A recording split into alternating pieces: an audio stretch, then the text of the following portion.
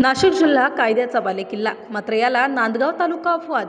नांदगाव तालुक्यात वाढती गुन्हेगारी, ऑर्गनायझ क्राईममध्ये मोठ्या प्रमाणावर वाढ, मेडिकल दुकानातून गावठी कट्टा हस्तगत, आरोपीला अटक, मात्र मुख्य सूत्रधार कोण?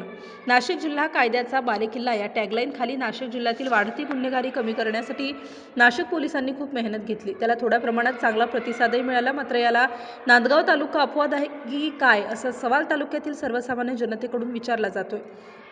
शहरातील मागील दिवसांपासून चोरीचे प्रमाण वाढले. भर दिवसात चोरी करण्यात आली. यानंतर पोलिसांनी गुप्त माहितीच्या आधारे शहरातील मुक्ताई मेडिकल दुकानात छापा टाकला असता एक गावठी पिस्तूल सापडले. आरोपी भावेश मधुकर खैरनार यांची कसून चौकशी केली असता शहरातील रुद्राक्ष दीपक सोनवणे यांच्याकडून 20,000 रुपयात पिस्तूल खरेदी केल्याचे निष्पन्न झाले. दोघे आरोपींना जेरबंद केलं असून गुन्हा रजिस्टर नंबर 93/2026 भारतीय शस्त्र अधिनियम 1959 अंतर्गत गुन्हा दाखल करण्यात आला. शहरातील कोणत्या गुन्हेगारांना पिस्तूल तलवारी खरेदी विक्री झाल्याचे तपास पोलीस करीत आहेत. असे असले तरी मात्र दीपकला कोण शस्त्र पुरवठा करतो हे अद्याप गुलदस्त्यात आहे. मुळात अशा काही घटना घडल्यानंतर प्रकरण दाबादाबीसाठी मोठ्या प्रमाणावर राजकीय हस्तक्षेप होतो. यामुळे पोलीस प्रशासन देखील हतबल होते. मुळात पोलिसांना फ्री हँड दिल्यास तालुक्यातील गुन्हेगारी हद्दपार होईल असे जाणकार व्यक्तीचे मत आहे. मात्र नाशिक जिल्हा कायद्याचा बालेकिल्ला, यातून नांदगाव तालुका वर्जा आहे का, असाही प्रश्न उपस्थित होतोय. त्यामुळे नाशिक जिल्हा पोलीस अधीक्षक यांनी नांदगाव तालुक्याकडे लक्ष द्यावे असे मत तालुक्यातील जनतेकडून व्यक्त करण्यात येत आहे.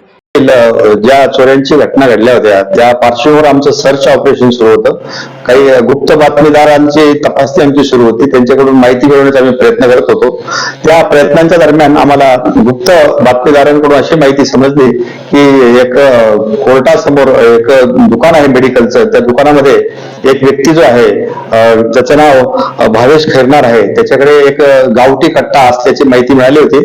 ती माहिती मिळाल्यानंतर आमचे पोलीस पथक जे आहे, पथकातील दत्ता सोनवणे, मुदत्सर शेख आणि दिलीप निकम यांना 55 सदर ठिकाणी झडती घेण्यासाठी पाठवलं. तर तिथे आम्हाला एक गावठी कट्टा बनावटीचा मिळून आलेला आहे. तो ताब्यात घेतला.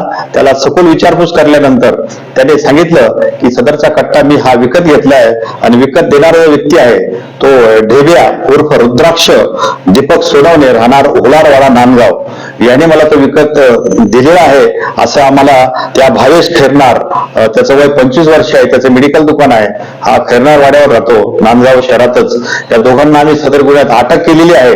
अटकेनंतर आम्ही त्याला माननीय न्यायालयासमोर हजर करणार आहोत. पुढील तपास आम्ही त्याची रिमांड मिळावी यासाठी न्यायालयाला विनंती करणार आहोत. सदरची जी माहिती आहे ती आम्ही वरिष्ठांना दिलेली आहे. सदर कामी वरिष्ठांचे आम्हाला मार्गदर्शन लाभलेलं असून सदर कामी माननीय पोलीस अधीक्षक साहेब श्री बाळासाहेब पाटील साहेब, तसेच मालेगाव विभागाचे माननीय अपर पोलीस अधीक्षक श्री तेगबीर सिंग संधू साहेब, तसेच आमचे मनमाडचे SDPO साहेब श्री बाजीराव महाजन साहेब यांनी आम्हाला योग्य ते मार्गदर्शन केलेलं आहे.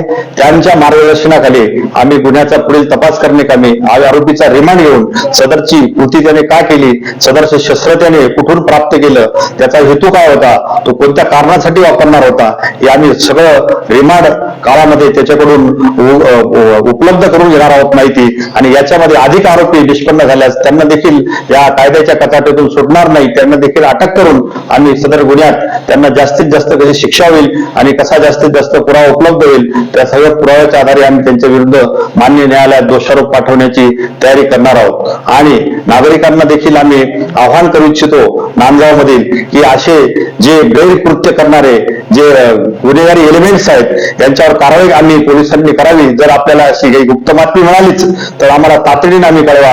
आम्ही दुसऱ्या मिनिटात तिथे हजर होऊ आणि अशा गुन्हेगारी ठेचून कशी काढता येईल यासाठी आम्ही कसोशीने प्रयत्न करणार आहोत. आणि आम्हाला नागरिकांनी मदत करावी, साथ द्यावी अशी आम्ही विनंती करतो, असे आवाहन करतो. धन्यवाद. SAR न्यूजसाठी आमीन शेख, नांदगाव.